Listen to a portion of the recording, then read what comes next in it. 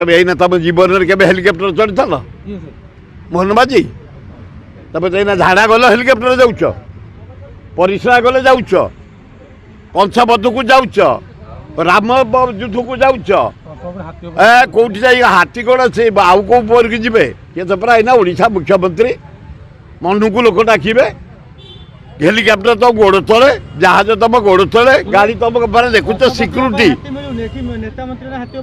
ହାତୀ ଭରା ନନ୍ଦନକାନନରେ ଭରିକି ରଖିଛି। ଇଏ କ'ଣ ଦେଖିବ ମୋହନ ମାଝୀ, 60 ବର୍ଷ ହେଲେ ହାତୀ ରଖିଛି ମୁଁ ନନ୍ଦନକାନନରେ, ମୁଁ ପ୍ରାୟ 33ଟା।